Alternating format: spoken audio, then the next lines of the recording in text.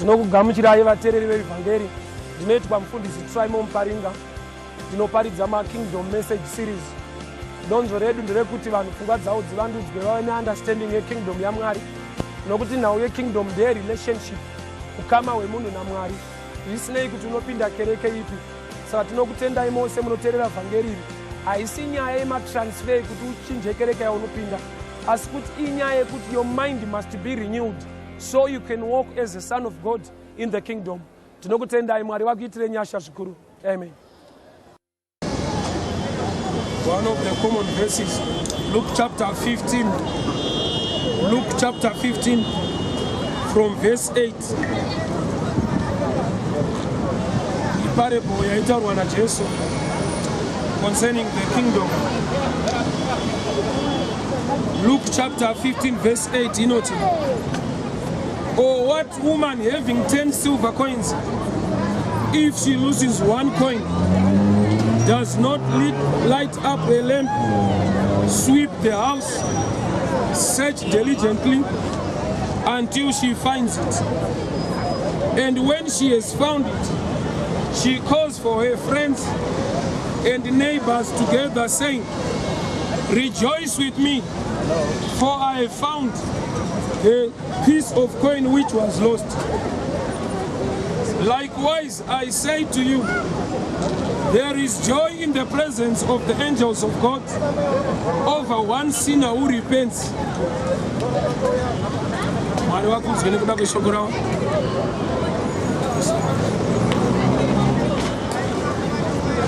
Luke 15 verse 8.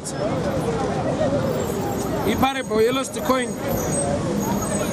But I'd like to teach much about the process to discover the lost coin.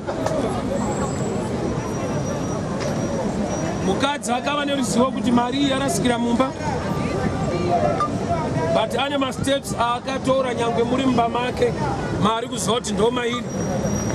Haana kungoti ndichaiwana mumwe musi, but akaseta a target ndida kutoiwana izvezvi. Chekutanga chaakaita, ane mwenje waakabatidza mukati memba yake. She lights up the lamp. Tikaenda kuna Genesis chapter 1, Bible rangu robva rati mweya mutsvene aifamba pamusoro pemvura, Mwari kwakutaura shoko rekuti let there be light. Throughout this process of this woman is more the same with the process of God. Throughout mukadzi uyu, she represents a church that is following the principles of Jehovah. Mweya mutsvene aitenderera pamusoro pemvura zhinji, Mwari ndokubva vataura shoko kuti ngakuve nechiedza. Saka mukadzi uyu arasikirwa necoin, Bible rinoti akabatidza mwenje kuti pave nechiedza. Saka somebody will be surprised kuti zvinofanana papi kana kuna Genesis richiti mweya mutsvene aifamba pamusoro pemvura, Mwari vakataura shoko. Apa pandaverenga pati mukadzi akangobatidza mwenje. Secret iripo ndei kuti munhu agone kubatidza mwenje mumba. Roku mwenje isaini yekuti mumba mune oil kana kuti mafuta ekubvirisa mwenje wacho. So the Holy Ghost ari kuna Genesis aifamba pamusoro pemvura. Ndo mafuta anga angori murambi mumba make imomo. Ndo mweya mutsvene agara arimo mumba, nyangwe mune charasika uye mune rima. Kuroti mweya mutsvene nyangwe aifamba pamusoro pemvura zhinji, haasiri akaunza light, but anofanirwa kutanga afamba kuti Mwari vati let there be light. So mukadzi arasikirwa necoin yake mumba, chekutanga kuita akabatidza mwenje. Haugone kubatidza mwenje kana rambi racho usina, uye kana mwenje wacho usina mafuta. Kureva kuti nyangwe anga aita loss, but ane one thing chaakaziva kuti anogara ainacho mumba, there was oil in the house. Bible rangu robva rati kuna Isaiah, it's the anointing that breaks every yoke of bondage. Zodzo ndo rinodambura majoko euranda. Zodzo ndo rinodambura majoko euranda. It's the anointing that breaks every yoke of bondage. So mukadzi anobatidza mwenje mumba make, she put on the lamp. Rambi rinomubatsira kuti agone kuona imba yose, kwete kuti aone koini yaari kuda, but kuti mumba muve nelight, agone kuona muarea yaari kuda kushanda. Reva kuti akazviziva kuti nyangwe koini riri muno, but as long mune darkness, it can take much time for me to discover. I need light. Light rinoita kuti nguva yekutsvaka ive shoma uye ukasike kuwana chawarasa. Light hari kutsvagire pane coin, but light rinoita kuti kutsvaga kwako kureruke, time yekutsvaka ive shoma. Vazhinji vedu nokuti mwenjeyo mulife mavo hamuna, zvavari kutsvaga ndizvo, but nguva yacho inenge yanyanya kureba. Kutsvaga mari yawarasa murima, hongu kutsvaga kuri right, but zviri pachena kuti unotora nguva yakareba kana uchizvitsvaga murima. Kutsvaga chinhu murima unotora nguva yakarebesa, nokuti chaunoshandisa haisi sight, but ifeeling yekungonzwa kuti chiri papi. So a lot of people, pane kuti vaone chinhu mulife, vari kufamba ne-feeling kuti maybe zvaakuda kuita, maybe zvaakuda kuita. But the Bible rangu robva rati, faith is the evidence of things hoped for. Kureva kuti kutenda umbowo hwezvinhu zvisingaoneke. Zvapachena kuti muremu yezvisingaoneke, kana wane kutenda, unenge wane ability yekuona chisiri kuoneka mune zvisingaoneke. Mukadzi ari kutsvaga coin, haana kushandisa feeling kungobata pasi achitsvaga coin. Zvaigona kumutorera nguva refu, nokuti coin chinhu chidiki. Saka akati regai ndibatidze mwenje, as God did in the book of Genesis, kuti Mwari vanoti let there be light. Simba creative ability yekusika vanaro, but vakaisa so much respect or emphasis on the availability of light.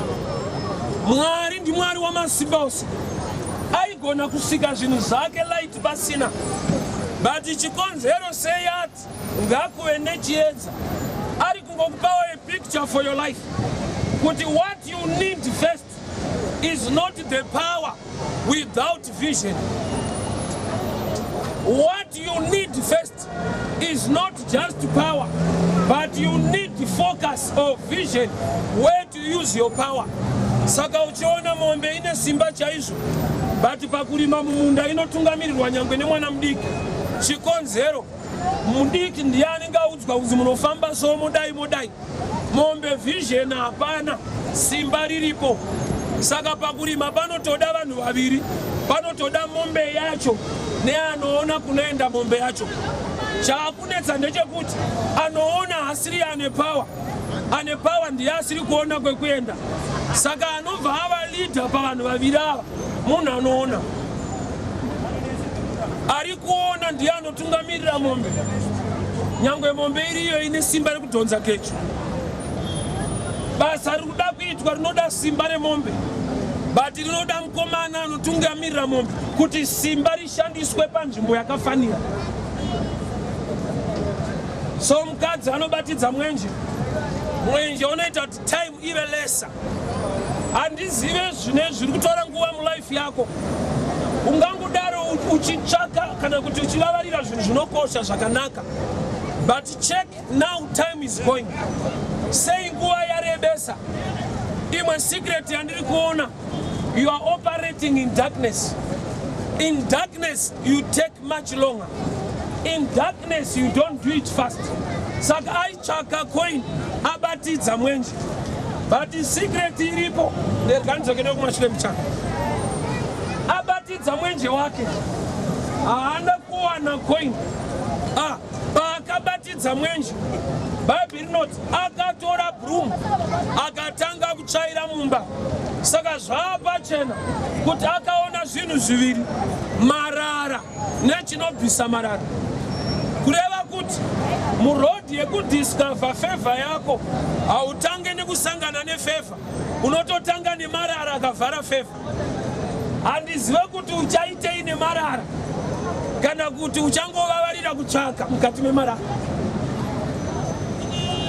Like David, anzi naMwari, pursue and overtake. 1 Samuel chapter 1 verse 30. Pursue, overtake and recover. Ari murwendo rwaaudzwa naMwari, assurance apiwa to recover, to pursue and overtake.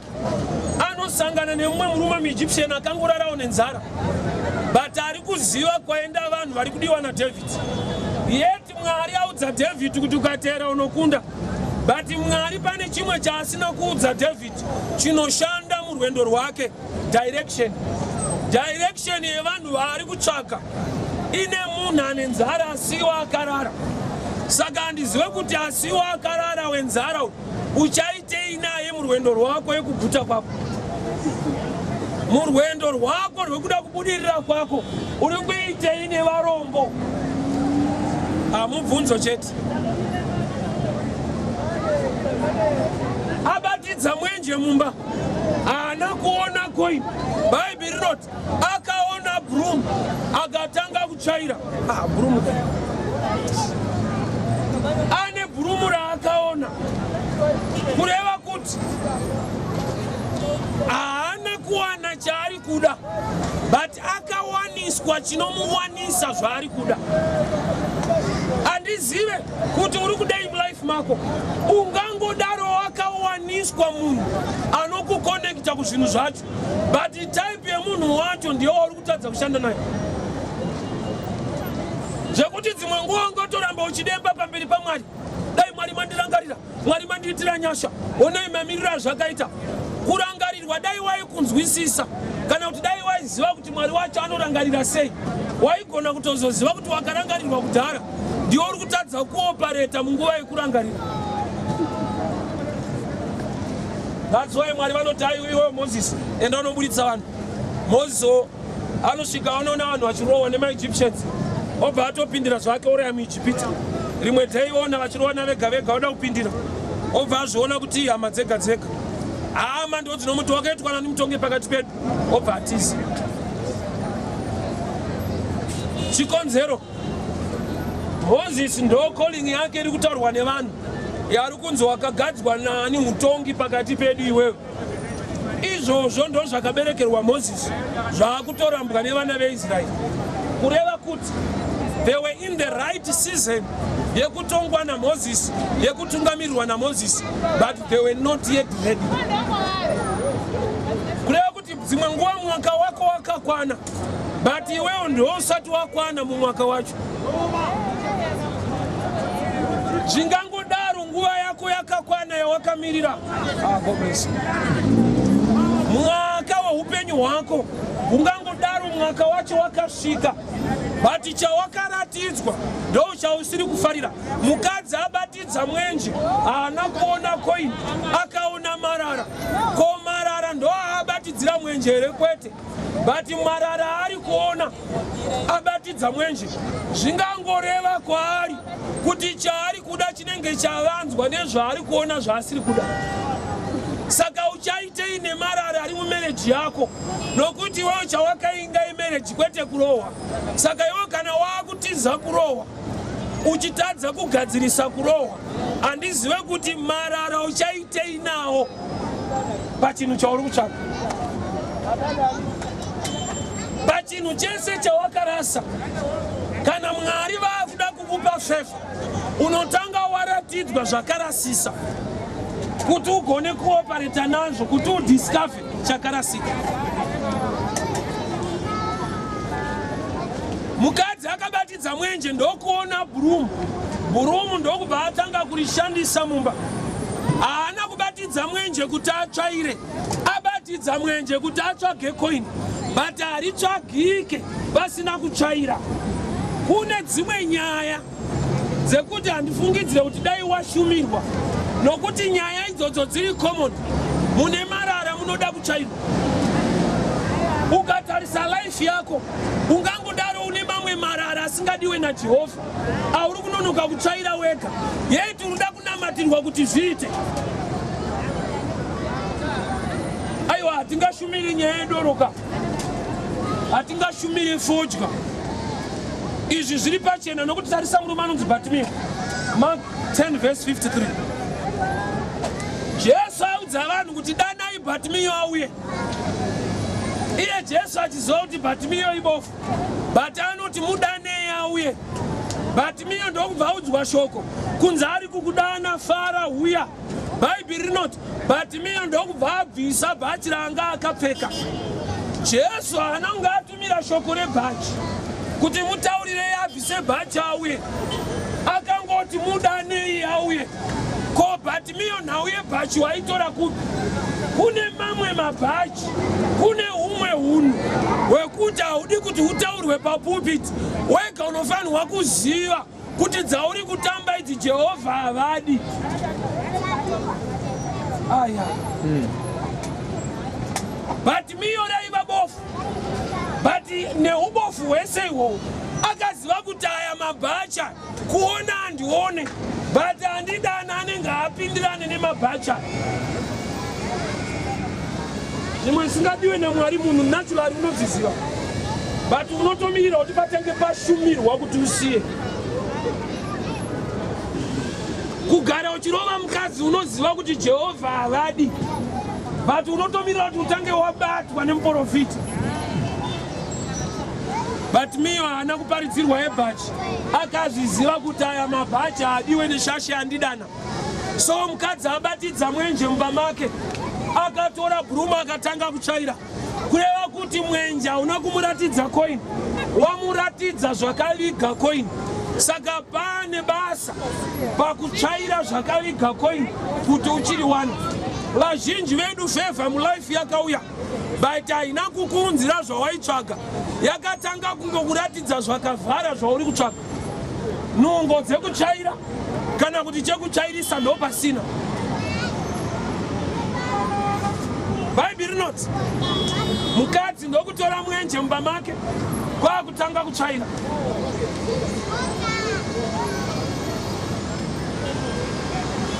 Iye kutsvaira haisiriyo yaari kunyanyoda, but yaari kunyanyoda inotodawo kuti patsvairike. Dzimwe dzinoshumirwa handi nyaya dzauri kuda iwewe, but idzodzo ndo dzakabata dzauri kuda iwewe. Ameno tichapagadzirisa sei? Iye kubudirira yaunotaura yakangobatana nemoyo wakanaka wekuti uri kumboitei nevari kutambudzika vari less privileged than you. Iwe uri kuda kuti zvako zviite, ipapo Jehovha vapanzwa, but murwendo rwokuti zvako zviite kune vasiri kutoitirwa palevel yauri zvekuti uri kuitei navo. Saka kuona marara iwe uchida coin kunobohwa, nokuti marara hatenge.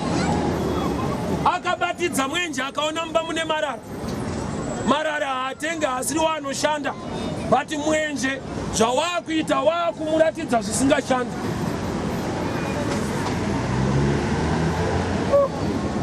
John chapter 2.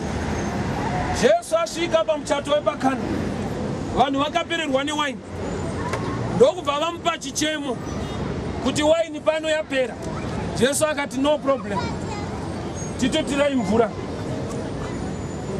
Vanhu ava havana kupererwa nemvura, vapererwa newaini. Chavari kutoda hanicho chavari kunzi vatute, but ari kuvatutisa anzwa kuti vari kudei. Vari kuda waini. Waini haibve mumvura, inobva mumagrapes. But John 15 yobva yati, Jesu achitaura, ini wacho ndini muzambiringa wechokwadi. Saka tinoti kune munhu akagamuchira Jesu but achiri kuura, ane small house, iye atori mudhikoni. Izvozvo hazvi kutadzise kuura izvo zvokuti unopinda chechi kana light rabatidzwa. Ko marara ari kudi kubuda, marara hadzingwe nelight. Light rinodzinga rima, kureva kuti kune zvimwe zvinodzingwa nekuuya kwaJesu mulife yako, but kune zvimwe zvauchadzinga iwewe nokuti Jesu akauya mulife yako. Aya, let me preach this one. Light likabatidzwa mumba rima chete ndo rinodisappear, but marara anoapira. Unaona tumba mune marara, marara anoda kutozodzingwawo newe wabatidza light, kuti wese akagamuchira Jesu pane zvakadzingwa naJesu mulife yake, but pane zvimwe zvakabuda pachena zvaari suppose kutodzinga ari wacho ana Jesu.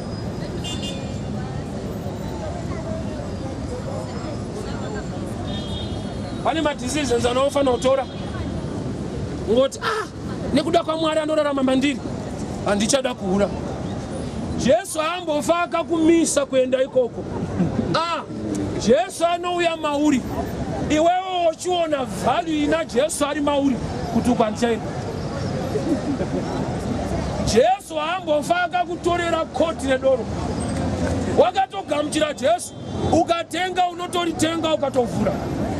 Jesu ambonzwa achiti mira. Decision yako, value ya Jesu ari mauri. Saka vazhinji vedu vanofungidzira kuti mwenje ndo uchadzinga marara.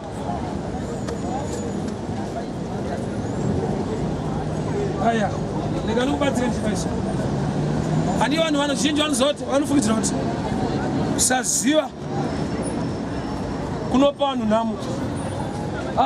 Une lesser version. Let me help you a little bit. Ukaona tambo yemagetsi kana usingazive magetsi ambokukuwadza neungwaona usingazive ukavabata. Saka chinokuwadza munhu pamagetsi hakusi kusaziva, kuwabata iwe usingazive. Brati kusaziva kungoaona usingazive osiyana nawo, iwo haana zvaanokuita. Iwo achitoziva kuti abva kumusha but ambokugwina. But wabva kumusha kudaro woda kumbowatokonya, ndo paanokuratidza kuti shamwari wauya nhasi. Saka ignorance, kusaziva hakusiriko chaiko kwauraya vanhu, but chanyanyouraya vanhu zvavari kuita nekuda kwekusaziva. Aya, hakusi kusaziva kwakuwadza munhu, but ane zvaari kutoita nekuti haazive. Saka action iyoyo akaimira, even kusaziva kwacho hakumukuwadzi. Aya, zvese zvausingazive ukasiyana nazvo hazvikukuwadzi, but ukada kutaya kuzviita iwe usingazizive.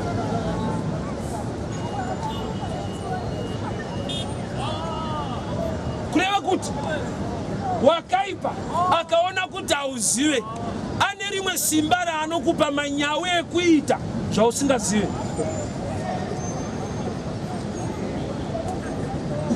Bona mukadzi achidarika so, haumuzive kuti abva nekupi, izvozvo hazvikuuraye, but kumuti mira ipapo tinzwa. Ndopa unozoona waakurwara. Kuti kurwara uku kwauya nekusaziva, aiwa, kwauya nekuti kune zvakazoitwa mukusaziva. Ndokuti dai akangomuona achipfuura, nyangwe asingazive kuti ane HIV, aingopfuura nayo mukusaziva imomo. Kune mamwe marombe asina nhamo, unoona kuti ibenzi but haana stress. Kogoita vakangwara vane stress vadhara, ane nyaya dziri kumutemesa musoro, inyaya kuti pane zvaanoita. I remember a time pandaiva Bridgeton tiri kubasa. Kana muri kubasa muti munoba munoti munoita game. Hakune game reri chiitwa. Ilanguage yevanhu vari pamabasa vanoita magame avapi. Saka mugame rairohwa pane mukomana wataiva naye muworkshop, wataiti uya akapusa hatidya hatishare naye because haasi kuziva magame ari kuiti. Chakazonakidza musi watakabatwa, haana kubatwa, agara hamo, akapusa abusa zvokuti asungwe. Unoziva here kuti musi uyu ndakamuyemura, but dai ndakadhibha unge uyu. Dzachena takuenda baba. Akadhibha. Andopa akabvunza kuti maita sei? Ndaingoona muchidya machips. Machips akukuendesa. Akasara nenzara yake ari pabasa. Nekungwara kwedu rikapera. So haisi nyaya yekusaziva iyo. Inyaya yekuti uri kumboitei. Saka nyaya yezvekuita. So akabatidza mwenje wake mumba. Ndobva aona marara. Iye asitomboda marara kana one time. Ari kuda coin rarasika. But mwenje unongomuratidza marara ari mumba. Ende mwenje wacho hautsvaire marara. Mwenje chawakanakira unokuratidza kona ine marara nekona inogara broom. Choice yako. Jesu wakagamuchira ane shoko raanokusimbisa naro rekuti uregere zvakaipa. Ukasada kuswera mushoko rake zvakaipa zvacho haukwanise kuzviregera. You are empowered by the word of God to live a righteous life. Saka shoko racho ukasaritendera kuti ritore nzvimbo muupenyu hwako haugone kuita sekuda kwake. Saka bhurumu rinowanikwa ari kuburitsa marara mumba. Marara hauyeka. Marara isaini emagariro emunhu wepamba ipapo.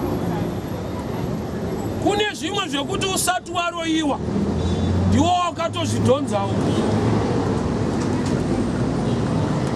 Oye.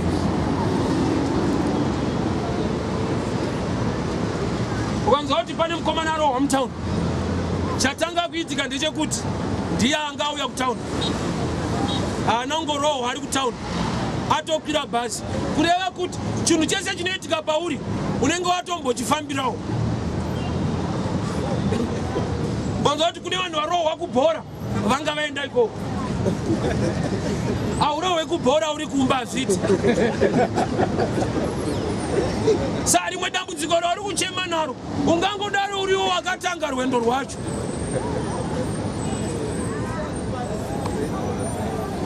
Aya. That's why prodigal son paakaona revelation haana kuda kutsvaga basa riri nani, akafunga kudzokera kumba.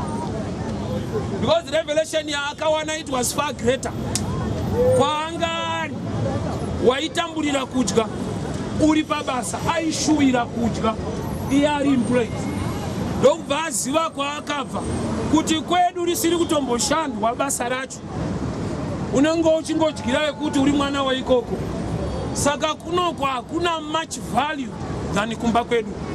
Unoziva here kuti mumba maJehovha, mukuronga kwaJehovha, mune much favor mulife yako than mu strength yako. Oh yes. Munhu anovimba naMwari akasiyana nemunhu anovimba nesimba rake. Zvaunotakura iwewe kana uchivimba nesimba rako ndozvega zvaunogona kuva nazvo. But kana uchivimba naMwari unogona kutova nezvausingakwanise kutakura zvaunotakurirwa nevaunovimba naye. Saka chiona is possible kuti mukadzi asina kuroorwa ave nevana.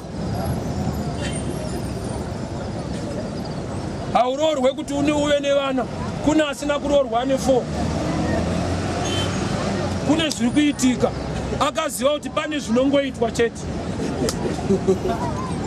Saka kana akaziva inoitwa akava nevana, chinenge chaakumunetsa kurera vana vacho. But ainawo. But mumwe akaziva zvinofanirwa kuitwa kuti unofanirwa kuva murelationship wozova nevana, ndiye akaziva nzira kwayo. Haatemeseke musoro nezvakanaka zvaainazvo. Nokuti chimwe chauri kuchema nacho wewe chinhu chiri right, but nzira yawakachitsvaka. Aya. Bhaibheri roti awana mudzimai awana chinhu chakanaka. but vangani vari kuchema nezvinhu zvakanaka. Saka Bhaibheri ronyepe. Awana mudzimai awana chinhu chakanaka. Vangani vari kuchema nezvakanaka. Why? Chinenge chaakuongororwa inzira yawakafamba kuti uwane chakanaka. Chinoipira izvozvo. Kuna anotadza kurara mumba nekuda kwemari. Mawaniro akaita yakazomupa mhiko dzekuti iwe unorara panze chete kuti irambe yakawanda. Imari futi iyo. Mumwe achageza nayo.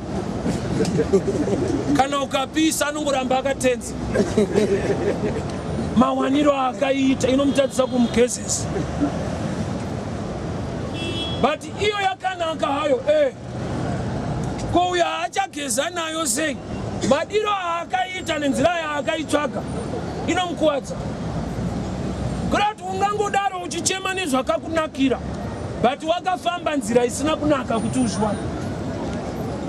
So Bhaibheri rinoti mukadzi paakaona bhurumu mumba akatanga kutsvaira.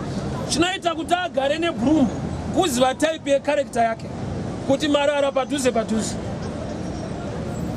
Bhaibheri rangu robva rati vese pamunonamata Mwari vari kudenga kuda kwenyu ngakuitwe, tipewo chingwa chekudya chedu chanhasi, tiregerere zvatokutadzirai. Iro ndo bhurumu randiri kutaura, kugara uchiziva kuti uri munhu anokanya chinhu chakanaka. Kwete kuti pese paunopinda mupreya uringoda kuti Mwari akuitire, hauna paunomboti but handisi right. The Lord is prayer. Munamato watakapiwa naJesu kunzi tiite unoti iyo mapedza kukumbira chingwa chamuri kuda kuluma ichi, mobva makumbira ruregerero futi vanhu vacho vari kuda chingwa. Tiregererei zvatokutadzirai sekuregerera kwatinoita vanotitadzira. Ivo vanhu vapedza kukumbira chingwa havasi right, vari kutoda kuregererwa vachiluma zvavo. Kureva kuti bhurumu harishayike mulife yemunhu. Ukaona usisade bhurumu isign yeself-righteousness. But you must know this. You are not righteous because you are right. You are righteous because of Christ. Yes. So when you come into his presence, make sure you see the broom. Saka akabatidza mwenje mumba ndokubva majeka. Kweinharira kuenda pachena nokuti mumba majeka. Ndichitoshumira kudai zvako zvakajeka nokuti unoda Mwari. Zvakajeka. But kana mumba majeka uri kuonei. Let me show you something. Some things I learned from experience with the Lord.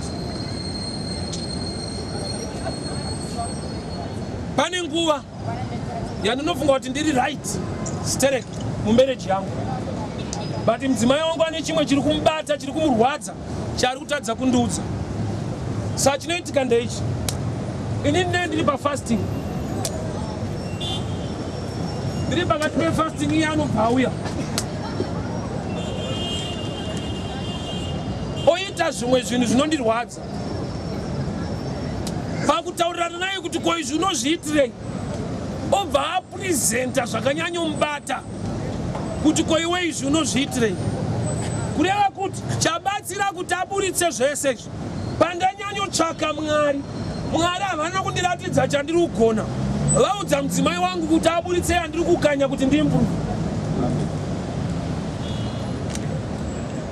Ukaona uchioneswa zvauri kugona uone. Ukaona usiri kuona marara uchiona macoins chete, sight yako is very poor. You must see my areas aunofanirwa kuimprove. Nokuti nzwa anofanirwa kuimprove asi Mwari, munhu ari kunamata Mwari. So the more you worship God, the more will show you your weaknesses so you can improve. But ukaona uchinamata uchiona uri munhu ari right, auone. The more you unonamata, the more God will reveal what you must improve in order to please Him.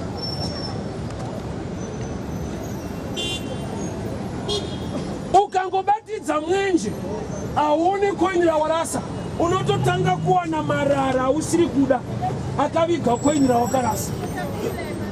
Saka choice yako unotsvaira rini, nokuti ukasatsvaira mwenje hautsvaire ende coin harigoni kubuda pasi pemarara nokuti mumba maita light rinoramba rakavigwa mumba makajeka. Uchaona kuti wakagamuchira Jesu life yako yakajeka, but hatinobatika chati chabatika. Uchatozviona kuti uri munhu you are a believer unotonamata, life yako inotaridza kuti uri munhu anonamata, but maresults acho haasi kuoneka. But wega unotoziva kuti zvakaipa, nokuti pane munhu akaya kwandiri zvikanzi mufundisi ndoshaya kuti sei Mwari asingandikomboreri. Zvakaipa zvese ndakasiya but handisi kukomborera. Ndikati ibaba una kupa jekeserwa mushi haukomborerwe nokuti wakasiya zvakaipa.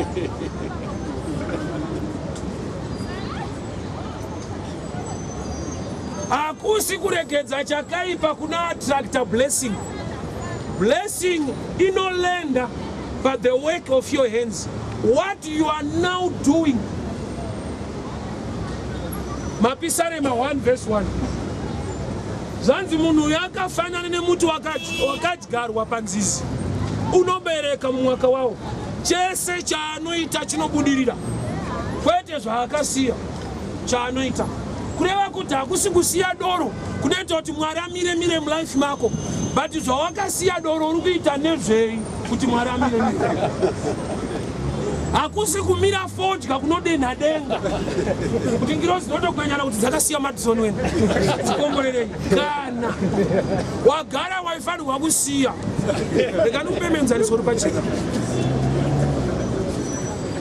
Ndakati baba chinoita kuti mwana wavo akasadiridza gadheni vamuroyo, but akadiridza vasamubhadhare, ndochandirira kuti uzive. Mwana akasadiridza gadheni anorohwa, akadiridza haabhadharwe. Chikonzero kana adiridza achadya zvabhadharana. Chaakuroverwa ndechekuti unotifira nenzara. Saka ukadiridza waakuguta hauchatendwa, dumbu rako richakuudza kuti zviri kutendwa. So iwe ukasiya fodya, mapapu asingaipe ndeako kwete ngirosi. Saka zvakabhadharana. Ukasaba haasi Mwari anosungwa, ndiye usingasungwa. Itori blessing iyoyo kuva munhu ari free panze. So ukasungwa uchazvinzwisisa kuti kungova panze kuri right. Itori blessing iyoyo kuti unoenda kumba nguva yaunoda, unodya nguva yaunoda, unopfeka bhatsi raunoda. Pani paunopfeka one type yehembe for 6 years kana zvanyanyoipa mushembusha ikoko haupoze undiuda chini wakasungwa zvako, hauna choice yehembe one type for 10 years. Ukanzi 10 years, eat 10 years in one type yehembe, hauna choice. Kureva kuti iyo freedom yengofamba panze haina tombomira musha. Rimwe taini ufanira kungopowa Satani, so pasina zvakufambira ongoziva revelation yongoti asi Mwari vari kundichengeta. Mwari kune vamwe vari mukadzi ingopowa Satani dzimwe nyaya dzaasingafungidzira kuti ungadzifungewo. Moti pane vamwe vafanhasina handina Mwari maita yenyu nechipo cheupenyu. Satani atoshamisika kuti ari kutenda Mwari yarara nenzara kuti ndatorara nayo handina kufa nayo.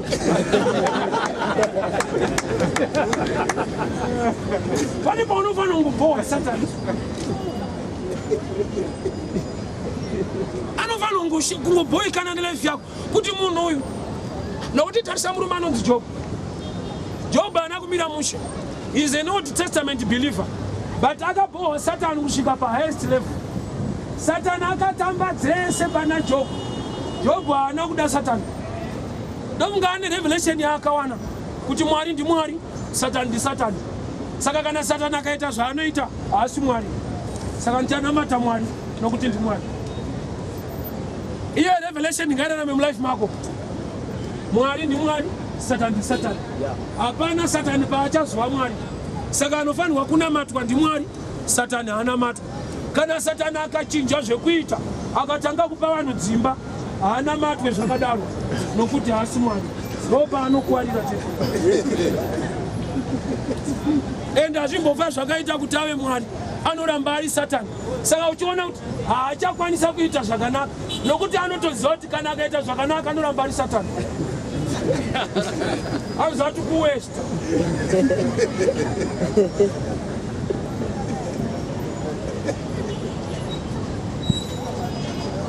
Mwenje wabatidzwa but coin harina kuwanikwa. Pari kuoneka mumba mune marara. Unoitei ine marara ari mumba? Kana uchida coin riri mumba unodhila nemarara ari mumba. Handiziva ari kutadza kudhila nemarara ari mumba. Ari kungoti Mwari zviratidzei, Mwari zviratidzei. Mwari ukaona vatokuratidza pane nyaya yacho, vakudiwa the right action ichatorwa newe panyaya idzodzo.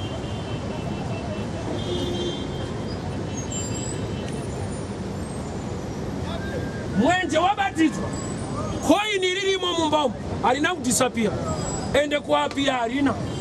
But chaakunetsa mumba macho mune marara. Saka mukadzi uyu ari suppose kutora bhurumu rake ombocleana imba. Zvitori pachena kuti coin raenda pasi pemarara but mumba richirimo. Mako Satan haagone kuchitora, anongowanza marara kuti usachiona. Chakanzi naMwari ndechako, Satan haagone kuchivhuta, hazviite. Chakaiswa naMwari mulife. Mwari kana akati iwe unobudirira. Look at Joseph. Maari mune dream to become a king in Egypt. Kana pakaitwa zvinoitwa, ichocho achibude Joseph akaramba achitya Mwari. Even akatendeswa kujeri, nyaya yacho isiri yake, umambo hwacho hausungike, unoramba uchirarama maari kusvika zvaita. Why? He will continue to fear the Lord. Chakanzi naMwari ndo chako ichocho. Satan hachitori, hazviite. It's impossible. Even kurwara hakugone kutora zvinhu izvozvo. Let me open up this one. Favor yakanzi naMwari ndeyako. Ukafamba mukutya Mwari, it will come to pass. Wakaipa haagone kubvuta chakaiswa naMwari mumunhu, but anogona kuwanza marara kuti chakaiswa mumunhu chisaoneke. Munhu apedzira kuti Mwari ndipei chaakapiwa kudhara. So kana mumba mune marara panoda kutsvairwa. Ipapa hapana revelation, panoda kutsvairwa. Kana tsano muchiri kuda vakadzi histereki, zvinongoda kusiyiwa. Hapana zvatoprofita, hapana kutsanya kwatotaura, totaura kusiya.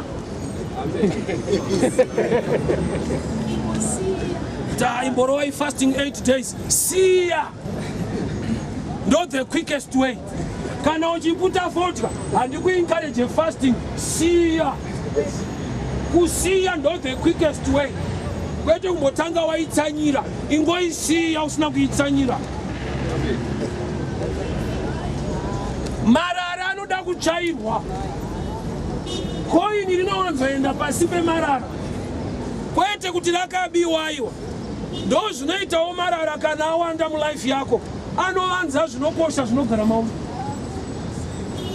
Uchatoona kuti mulife mako uri munhu ari right but hasha. Ndo marara acho iwayo. Hasha idzodzo dzakavanza mapromotion yese. Haupromotwe nechiki idzodzo. Educated singaiti.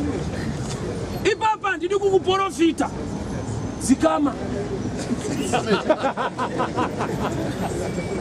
Handisi kutaura fasting, ndiri kuti hasha it's mira. Marara hana imwe revelation kuti unomboatarisa, omboatsanyira, ombokwira mugomo, tora bhurumu bvise marara anobuda. It's a personal decision. Nokuti uri kuzoti the most valuable thing chaenda pasi pemarara. Saka marara ane tsika yekuvanza zvinokosha. Oh, let me tell you this. Ndakati ukaenda kuairport, ndege yauya nevakuru ichida kumhara. But kana muranwe mune imwe ndege yanga yakamhara kare isina chinhu, ine vakuru haimhare. Pilot anotoziviswa kuti imbotenderera nevakuru havapa mhara. Pane imwe isina chinhu, nokuti ikada kumhara pamusoro peimwe isina chinhu inouraya zvinhu. Saka vanoita make sure kuti tichamboclear zviri empty, kuti zvinokosha zvive panzvimbo. Kureva kuti chinenge chakosha panguva iyi handi zviri mudenga, zviri pasi zvisina chinhu. Chinenge chakunyanyokosha haasi mapresident ari kuya kusummit ari mundege, but ndege isina chinhu iri pasi hava mare. Kureva kuti inotoda kudhirwa nayo first, handi iri mudenga inokosha. Iyi yakukosha kudarika iri mudenga.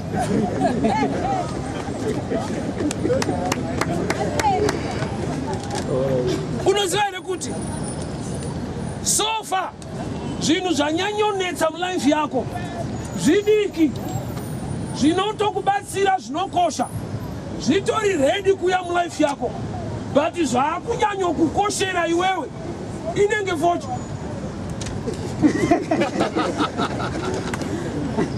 Everest inenge yakosha zvokuti zvimwe zvinhu Mwari zvaada kuita switi.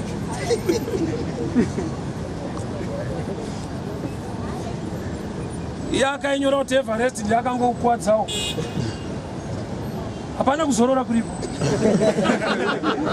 Everest yacho inotori hauwa nerest kana chikara chabata, so haisi Everest. Unorohwa nechikara cheEverest kuda kuti haizorodze.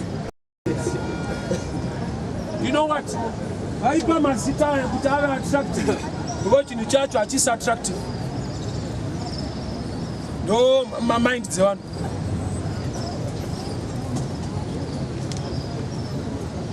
They will give them good names.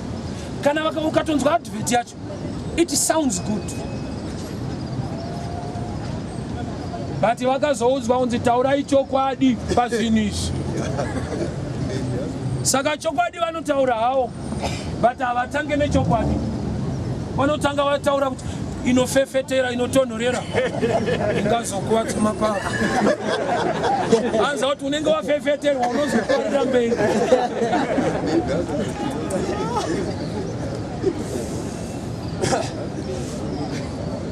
Ndo marara ari muzvinhu izvozvo izvi. Kuti vakagona kubvisa kukuwadzawo. Haisi dziri fojo, havasisina chinhu. Saka iwaya marara ndo ava vanototemba. Iko kukuwadza kwayo ndokunoita kuti ive fojo. Ikasakuwadza haisi.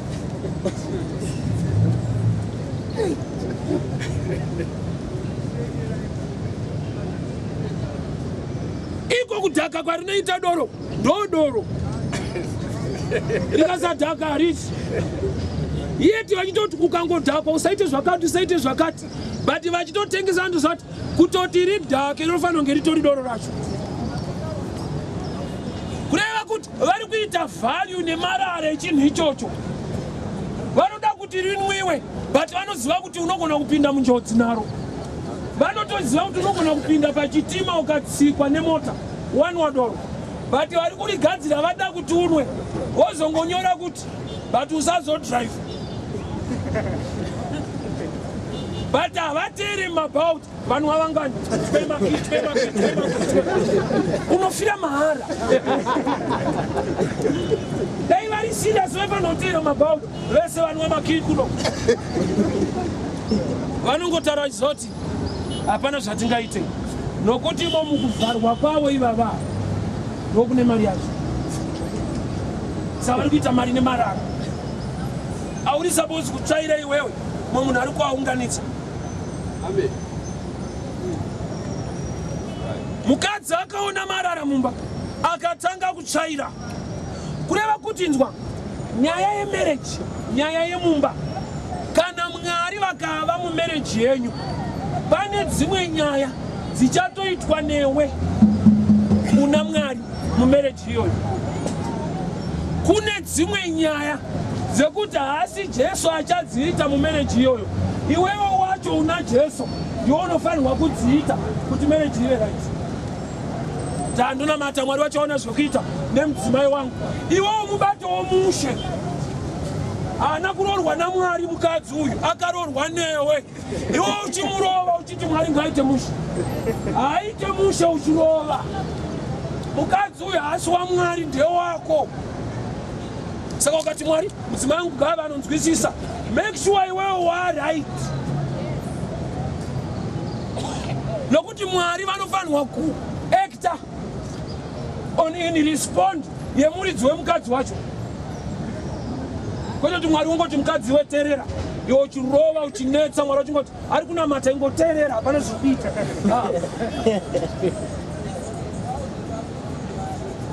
We are co-workers with God. Mwari haashandire toshanda naye.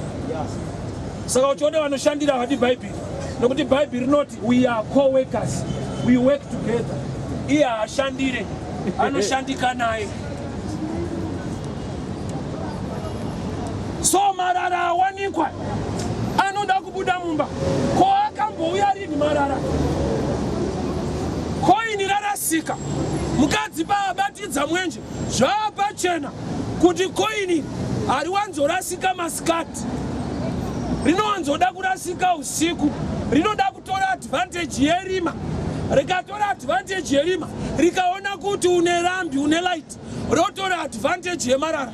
Because the problems you are fighting, number one, rima, rinova ignorance. Number two, character, anova marara. Ukagona kufighta zvinhu zviri izvozvo, you can make success in life. Kusaziva uye netsika dzaunoita. Unoda kubudirira, unorara mubhawa. Saka kuda kwako hakushande.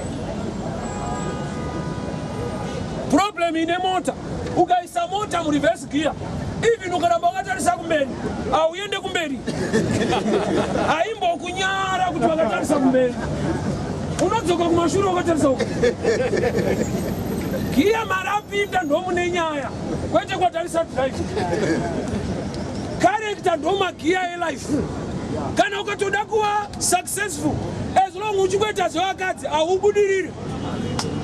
Inoperera ikoko mari yacho iyo. Yekuhodha inenge ichienda ikoko. Yese yekuhodha, iwe uchida kuhodha. Unenge ungofunga wapenza nyaya yacho, asi dai ndahodha mani. Giya iri tsane. Reverse gear riende kumberi. Light rinofighta darkness. Darkness ignorance. Inofightwa nelight anova Jesu, who is the word. But Marara afightwa nelight anova iye Jesu the word. Marara anofightwa nehuman effort.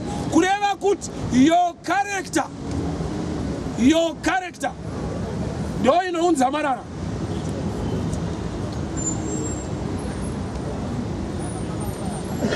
You know yourself better. You are a prophet of your life. You know yourself better. You know your weaknesses. You know your strength. Unoziva kuti munhu anokasika kutsamwa unoziziva. Unoziva kuti haugone kuregerera unoziziva. Unoziziva kuti unovhara stereki unoziziva. Your character. No Marara anoviga mari. Mari ikazviona kuti light rabatidzwa, haibude pachena, inoenda kuMarara. Satani akangoziva kuti wagamuchira Jesu, akutamba nenyama yako. Inenge yakuda zviri against Jesu ari ipapo. Unenge uchingonzi woda unoona bhora kubhawa chete. Nhasi kune Chelsea, anotoenda kubhawa chete. Reta nge-TV yemumba inonyepa.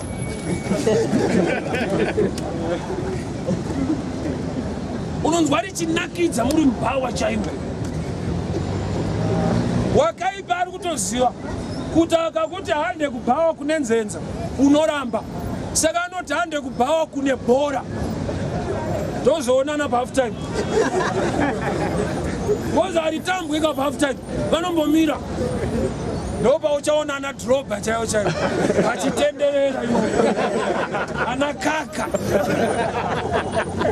Oba zvati Brazil iri pano nasi. Iva vanogohwesa iva vapotsi.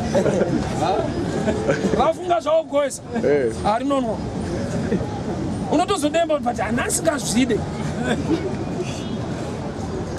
Kana wamwe environment, that's why Joseph akatiza mai Potiphar. Chakaita kuti atize. Bhaibheri rangu rinomuridza pachena. Kuti aitova naMwari Joseph achishanda kwa Potiphar.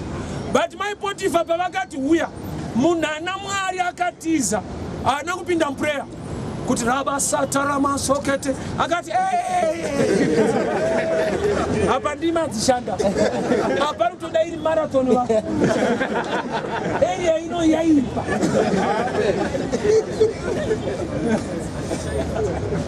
Joseph aiva naMwari ndokubhatiza mai Potiphar kwete ndokubva asimba akamira namai Potiphar akavatiza. Kune zvinoda kutizwa Bruno. No matter unofunga kuti uri strong zvakadii, kune imwe environment yausingafanirwe kuenda. Ikoko strength yako haishande. Kune imwe environment yausingafanirwe kuenda. Rikanitokuyambira ka. Marara inhau yecharacter. Character inyama.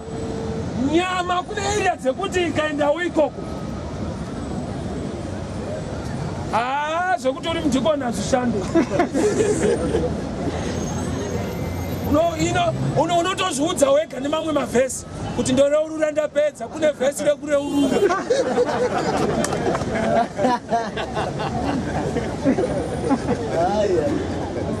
Tishe vane moyo murefu.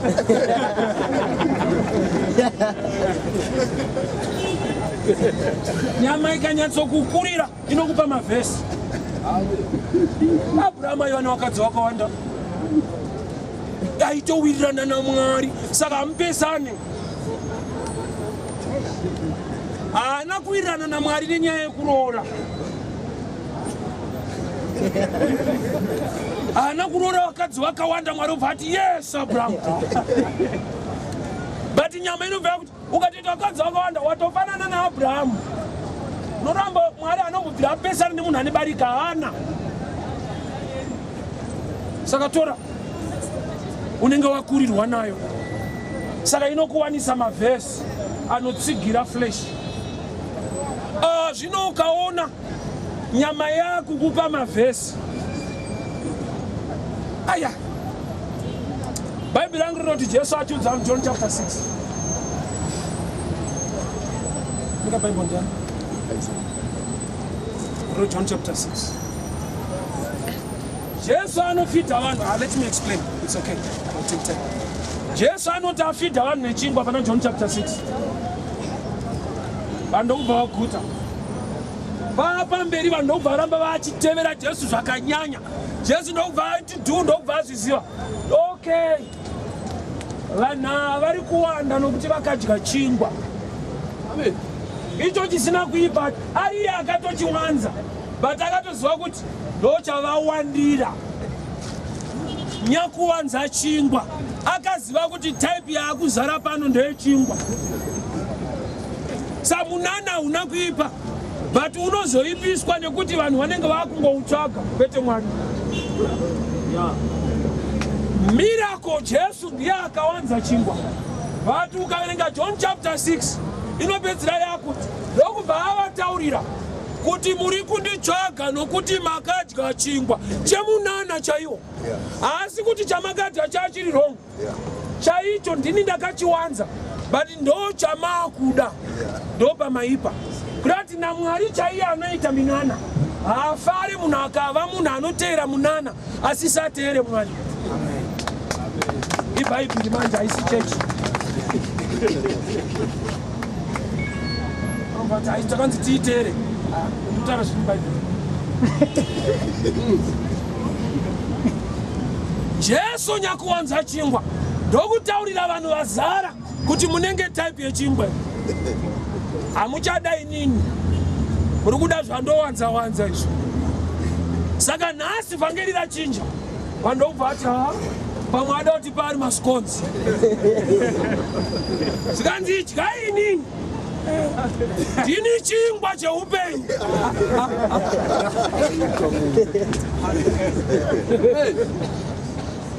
Anonwa ropa rangu nekudya nyama yangu ndiye anopinda umambo hwekudenga.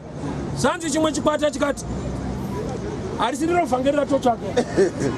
Isi toda rekuti zvichiwanda so. Iri harichaita iri. Jesu ndobva madzibaba enyu akadya mana murenje akafa. But inini chingwa cheupenyu ndauya. Ani nani anodya inini haafi.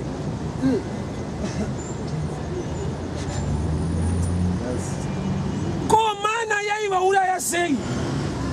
Sei vakadya chavakapiwa naMwari vakatofa. Iye Jesu chingwa chakabva kuna Mwari chisingaurayi. Kwamwari kwakuya tu zvinhu here zvinourayi nezvisingaurayi kwete. Secret ndeiyi. Pavakadya mana vaitodya iye Jesu ndiye chingwa chekudenga. But nokuti havanga vasingamuzive. Izvi nekuti mana rinongoreva kuti what is this? Saka vakadya mubvunzo. Havana kudya zvavaiziva. Vaidyira mukusaziva. Ukaona uchitenda zvausingaziva zvishande. Wadya mubvunzo. Vaitotakura mana vachipa vana. Vana vakati chii baba? Baba ubva vati inonzi mana. Kureva kuti baba havasi kupindura vana. Baba vari kutopa vana mibvunzo futi mumba imomo. Kuti idyai what is this? Irovai what is this vana vangu. Mwari atipa zvatirunzwisisa panapa. Saka chakaita kuti vafe. Knowledge pamusoro pechingwa yaiva shoma. Chingwa chacho ndokubva chauya chiri 1 manje. Kwete chakawanda. Ndobva ati ndini chingwa inini. But mukada kundidya semadyiro aita madhara enyu. Mukandidyira mukusaziva. Panofa munhu imi muna Jesu pakati penyu. Kureva kuti saka uchiona kune vanhu vakagamuchira Jesu vane upenyu husiri kuita. Zvekuti hadi kutendeuka futi. Tikateta utako is a believer. Life yake ndo yashupa chete. Mutenda akakwana. Zvekunyika akasiya zvese. Zvakanaka ndo zvisiri kuitika chete.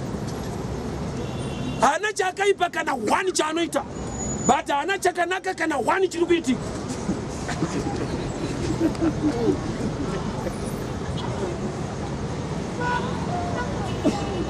So Bible not. Mukadzi ndobva atanga kutsvaira mumba make. She was cleaning the environment. Apedza kutsvaira ndokunyatsotsvakisisa. Ndobva ndaakuona kuti angangodaro marara asiriwo anga akaviga koini. Nokuti paapedza kutsvaira haana kuwana. Bible rangu rinoti she looked diligent. She searched. Akanyatsosecha. Kureva kuti kana muri mumba munoita property. Saka ndaakuona kuti changa chakaviga mari ambofungidzira kuti marara. Haasi marara. Mari ine musikanzwa. Ikasawanda mumarara inohwanda pasi peproperty. Property mucherechedzo weimwe mari yawakainvesta. Ndiri kurevei. Success yako ikasavigwa mukarekta yakaipa inogona kuvigwa mukuzvikudza mupride.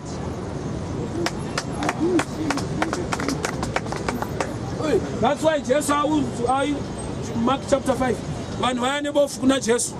Jesu anzi akaribata ruoko akabuda naro muguta. Ndobva arinamatira. Ko adi kurinamatira ikoku musimba raMwari harisi pese pese. But Mwari wacho ari pese pese. Amene munoziziva ire zvino. Kana mubhawa chaimo presence yaMwari irimo. But haite minanda kubhawa. Pese pese panyika yese Mwari aripo. but abasi pese paanoita zvaanoita. Saka tiona even mvura ikanaya pane kwainoenda yapedza kunaya kudhamu. Tinosara tisisina mvura panapa. Musafungidzira kuti yadzokera kudenga. Yakatoudzwa kunzi kana manaya munonaya pese but muzive kwekuenda. Mapedza kunaya era imende kudhamu.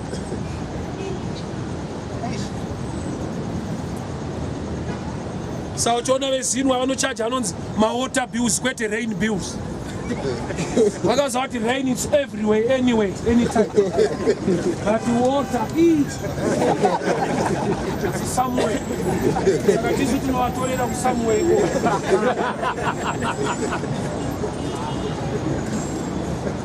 How about the rain bills, my water bills? Can I have water in the somewhere? But can I eat rain anyway?